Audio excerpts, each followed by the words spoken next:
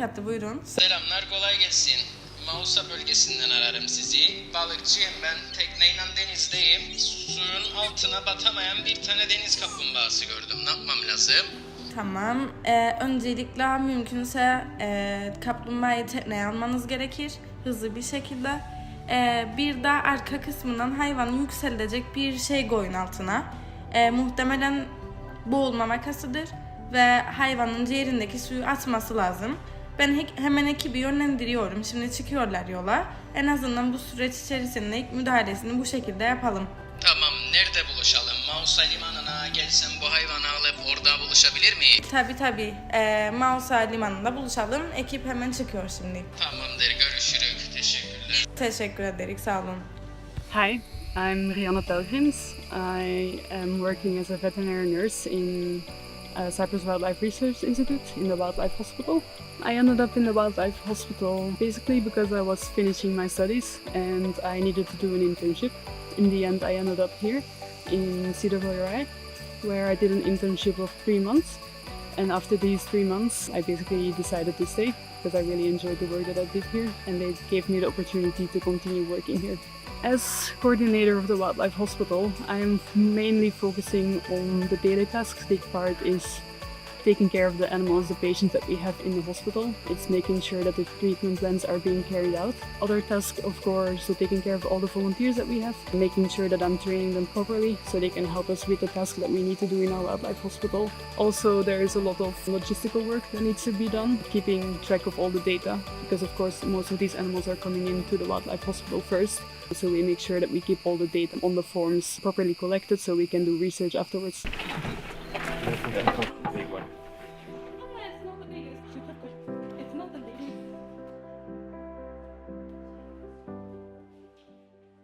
In a rush, the team was called together to provide first aid to this loggerhead.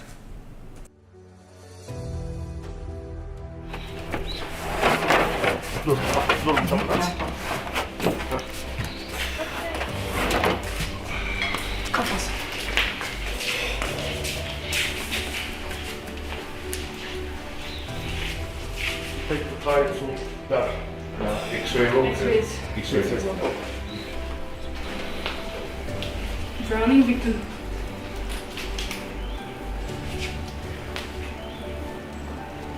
They found in the sea. Cannot. Dive. Yeah. Yes, we need X-rays on. But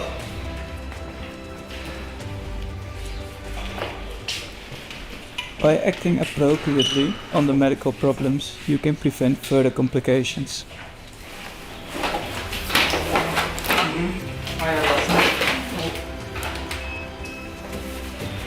We need to move it forward into the head.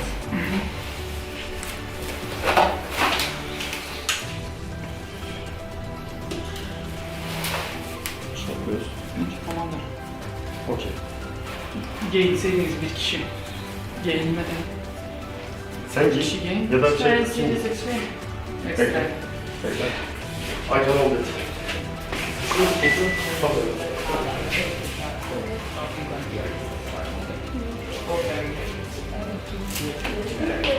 Okay. Just a second. Delete.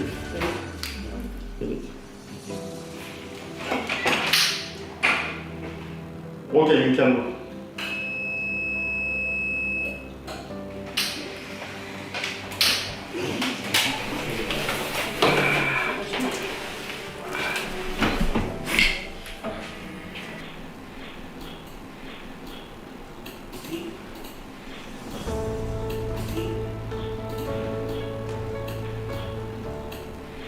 It is floating. Only thing that should be there is gas in intestines, which means that we... Plastic, indeed. Plastic is also a possibility. Anything, basically. We will probably still just start giving collagen or Cuscotam. Okay. I mean, those barnacles, we need to take them off and we will have to redo the x-rays, by the way. We need to try and get them off, which works with just water and everything, but we need to retake because these x-rays are so Although you can see nothing very strange instantly that would look like plastic. Yeah, you should wait more clear. Yeah. Okay, I'm Mario. I'm 24 years old. I'm from Italy, and I am a vet student in the University of Turin. I've always wanted to work with wild animals, and I was looking for a place where I could go and learn, do some hands-on job. When I found out that I had the possibility to do a traineeship abroad with the Erasmus project, I decided to apply, and I got a scholarship, so the Erasmus project is supporting me financially. And then when I got the scholarship, I looked for a wildlife rescue center abroad. And when I sent my application to the Cyprus Wildlife Rescue Center, they accepted me, so that's why I'm here.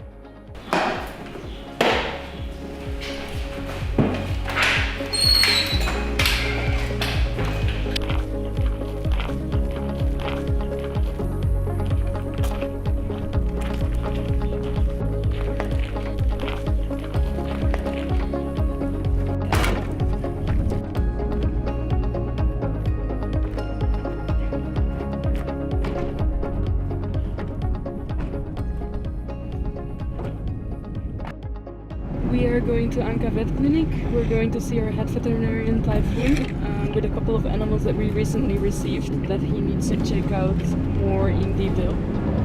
He needs to be able to see these animals up close himself so that we can provide these animals with the best medical treatment possible. Hi, my name is veterinary Dr. Tayfun Çanakçı.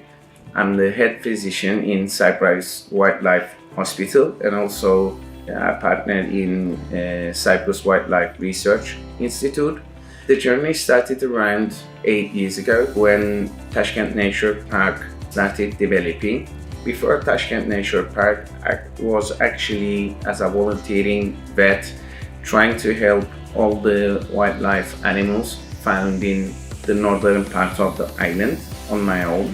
But I was only doing the veterinary. I was not dealing with the rehabilitation parts because I did not have the facilities. So when the park was starting the programs with rehabilitation and giving health services to wildlife animals, they had a direct contact with me, and it started as a volunteering thing and it still is carrying on.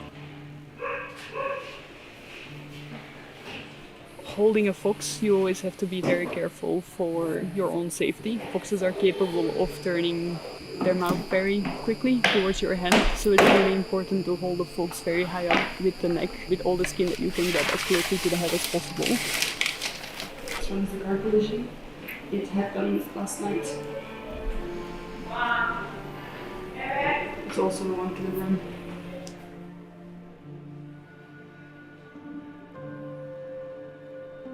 It is also a way that a mother carries baby fox as well, so if you have a juvenile fox, it's also quite natural to hold them there by the neck and to carry them or to do a quick examination.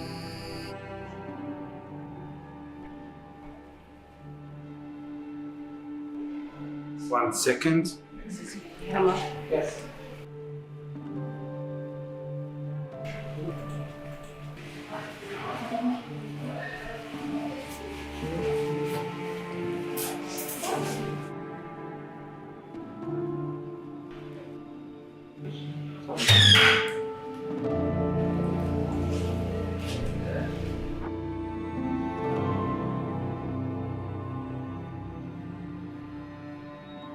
I mean, I was not sure from the X-ray you sent me, but from what I see on this one, it's broken just beneath the trochanter mirror. So what I have to do is actually try to fix the trochanter mirror to the distal part of the femur.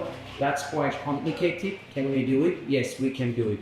But at the end, we're going to get a domesticated fox because it will at least last 2 to 3 months. That's so very Okay.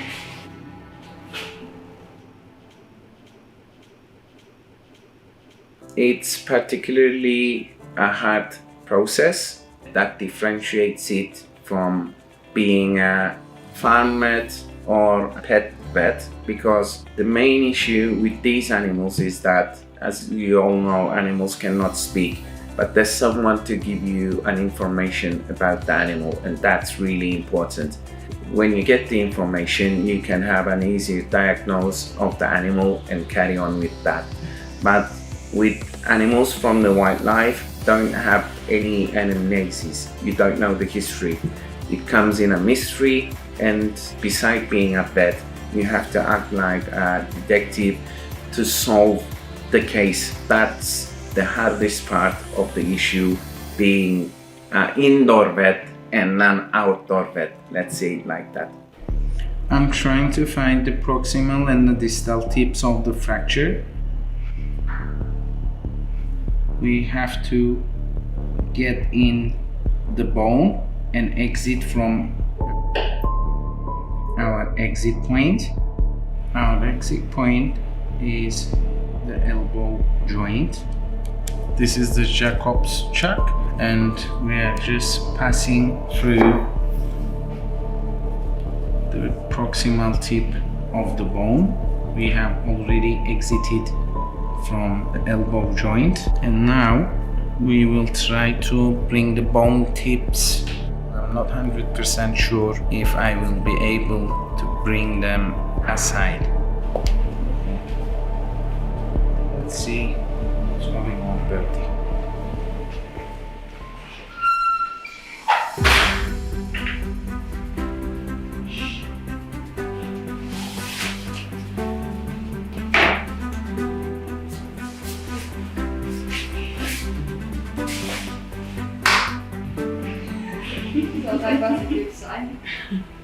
Yeah, it's a goal!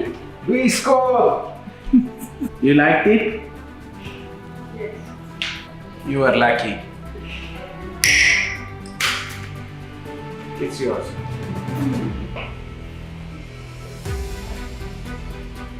Awesome.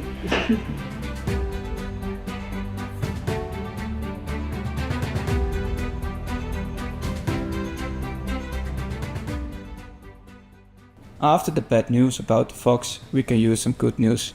The operation on the kestrel was successful and will make a full recovery.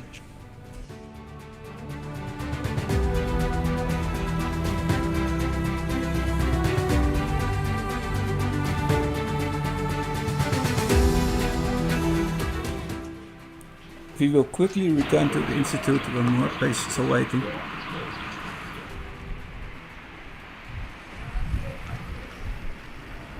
After CWRI opened its doors, it has made a lot of changes on the wildlife subject and ecological subject. The biggest difference that CWRI is making, it's putting science into it, and it's trying to work with people that have the correct expertise for the correct job. If there's no expertise in the island, we are collaborating with lots of different institutes from different parts of the world. It's a very nice example of what happened last year with the big whales that hit the northern part of the island. But we had like experts coming from different parts of the world to do the necropsies, and we had a wonderful scientific article about this situation. The CWRI is showing people how expertise can help the wildlife issues. Yes, Rianne, from the first moment, she was really supportive. She explained me everything, how to get around in this place, how to deal with animals that I had never had the possibility to work with before. So, and everything was so well explained. She has like a really calm attitude, and she explained me how to deal with snake, for example. That is something I had never done before. And also how are the guidelines for like first aid and for animals when they come here. So I think those are the most important things I learned by her.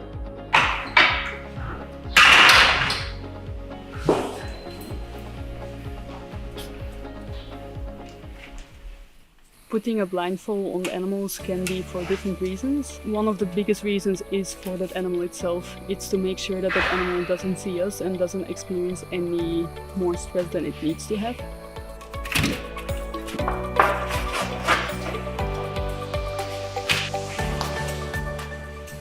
other reasons are also for the safety of our staff, of the volunteers, of the people that are working with that animal. When we're talking about baby birds, there's also another reason for blindfolding them, which is to make sure that they are not getting imprinted on us when we are constantly feeding them or when we are checking their weight or handling them, for example.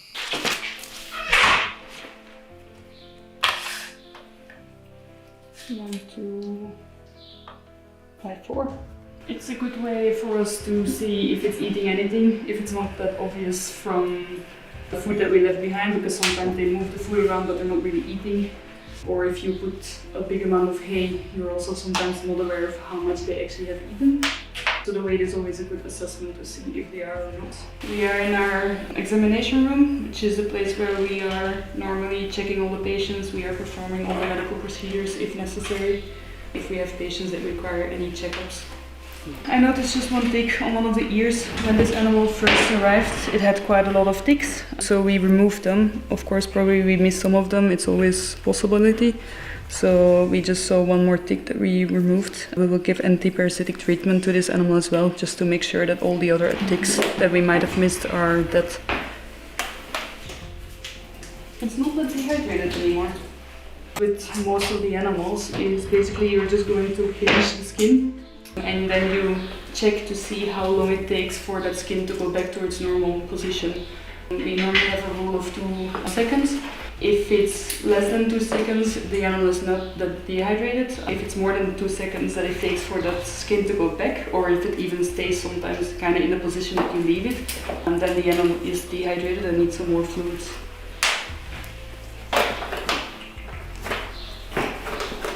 When this animal first came, we noticed clear signs of collision. It had dried blood coming out of one of its ears, and also there was blood visible behind the white of one of the eyes, which clearly shows us that it had a traumatic injury. So we started treatment for basically possible head trauma and also for internal bleeding if it was still the case. So right now we're still giving medication for head trauma and also for anything neurological that might have happened due to the head trauma. So that's the medication that we're giving for that right now. There's a couple of possibilities. It's possible that it collided against the car. Definitely the most likely option that I'm thinking about, probably. But of course, it can be anything traumatic that's kind of hit that ear or that side of the head. But car collision is quite likely in these cases. Figuring out what is wrong with that animal will make the decision of what kind of treatment we're going to start for this animal, and eventually also make the chance for this animal to survive and get back to nature a lot higher.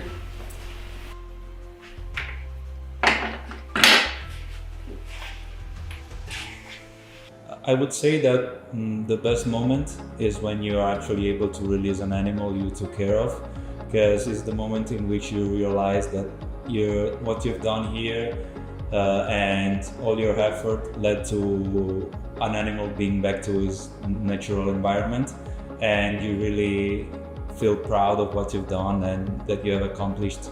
For example, now we have her in the hospital. She came here because she had like a head trauma, probably a collision against the car. And at first we were really concerned about her conditions, but now she's improving and I think she will be able to go back in the wild soon. Organizations like CWRI, it's really important to have volunteers to help. There is sometimes so much work that needs to be done that it's just not possible to do that just with workers by yourself, especially during the busy season when there is a lot of baby birds, there is a lot of patients coming in, and you need to be here from the morning 6 when the sun comes up until the evening when the sun goes down. It's just sometimes not possible to do that just with a couple of people that are working here. So for that reason, volunteers are really, really helpful. But also just having people with a different background from different places. Some people have a lot of experience coming from a veterinary background. They already have been working, so they can actually give us some more insight on specific things. Other people already have volunteered in different places, so they also learn what people do in different organizations. So it's always a really nice way of experiencing what other people have experienced. I work as a veterinarian. I graduated 3 years ago. It's always hard to decide euthanasia because we are here to save animals. Saving means not always operation the fractures, not operated animals. We need to find solution for endless pain. Yeah, it's hard, but you need to decide as a veterinarian.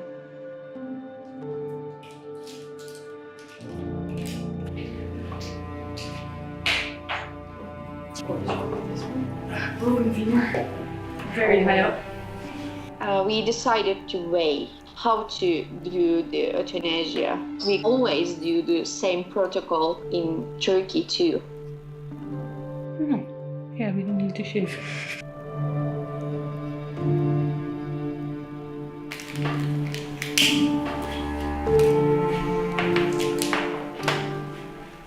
First, we gave painkillers, so the animal will not feel the pain. Then we sedated.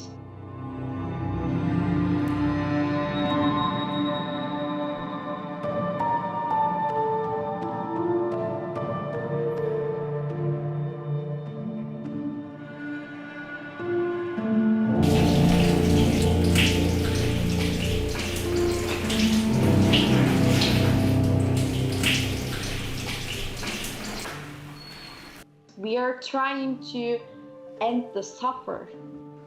Euthanasia has a meaning about good death. Okay.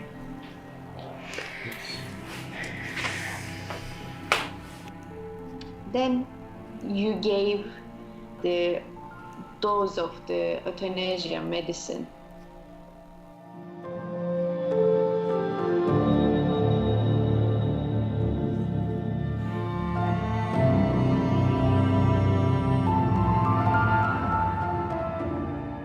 Three seconds or less. Mostly it's less than 3 seconds. You listen to heart and it's stop.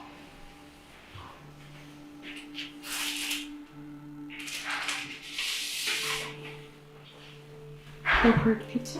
A bit.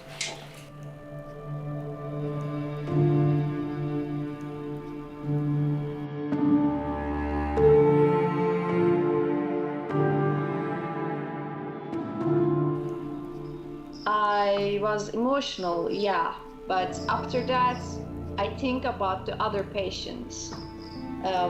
If I stuck in that emotional area, I cannot help the other patients.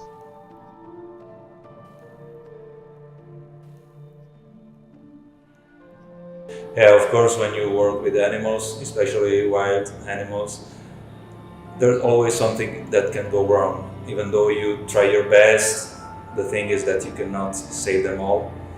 Yeah, for example, we also had a fox, a puppy actually, that had a fracture, and we had to euthanize it because we couldn't do anything to save it and to release it back in the wild. Of course, you have to learn how to deal with these moments. At first, it can be really upsetting and disappointing, but you have to realize that you're trying your best and sometimes there's just nothing you can do. Supervising volunteers or trainees, interns is really rewarding for me, especially because you see people from all different backgrounds coming to the wildlife hospital. It's not just veterinarians or vet students that are coming. So see quite a lot of biologists coming. We also see vet nurses, but also people without actually any veterinarian or medical background. We also see those people appear.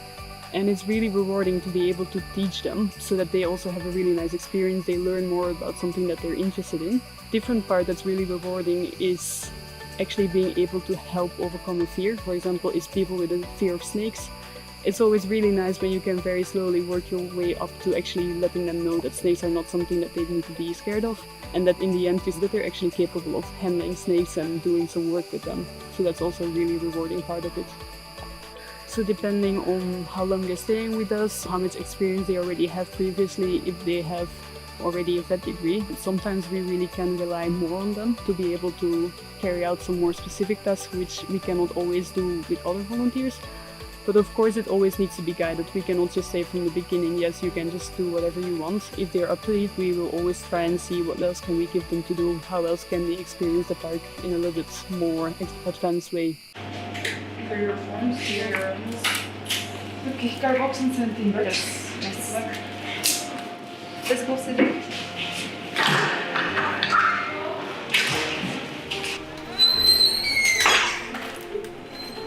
The moment an animal goes from the hospital to rehab, basically it means that we identify the problem in the hospital, we treated that animal for that problem, and we are finished with the treatment. So from a hospital point of view, that animal is ready to take the next step to go to rehab, where we can assess further if that animal is releasable or not. So from the moment we see that an animal is ready to go to rehab, we will always get into contact with the people that are working in a rehabilitation center, seeing if they have any place available to them.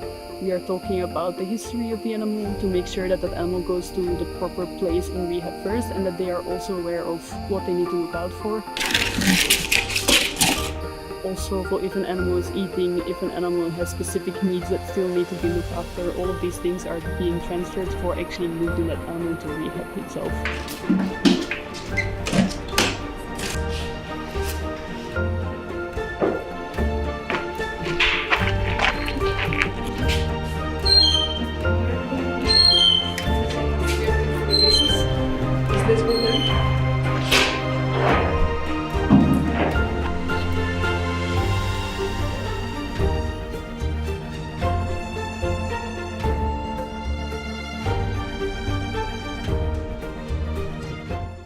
I have to say that I'm really enjoying my time here, not only in the hospital but also when I'm back at home. I have the possibility to interact with people from all over Europe, meet new cultures, and this is really an experience that broadened my horizons. So I made new friends here. I would definitely suggest to apply for an internship here, because you will be able to see maybe new species that are not common in other countries, or also to experience a new way of working with animals. So don't be afraid, and you will find here a really enriching experience.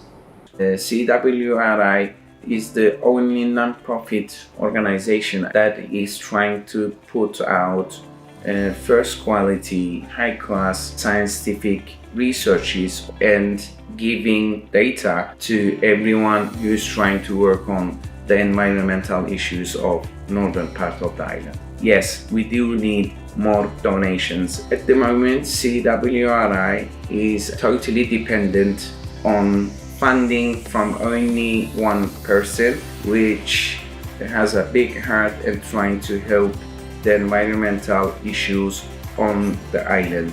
Every donation is precious to us, because the more we have donations, the number of the researches and the number of the researchers can help us will increase, and the power of the implementation to the government will increase too.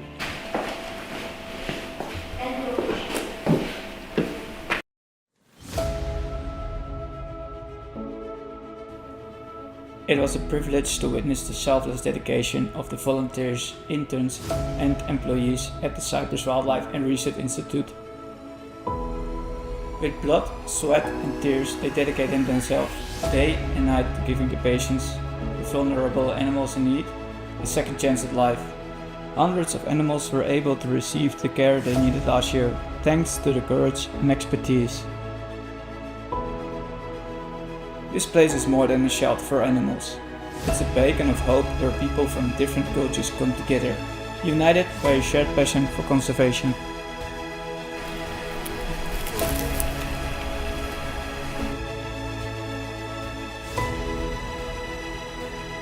Together, they are making a difference for the animals in Cyprus, inspiring us all to treat our planet with respect and responsibility.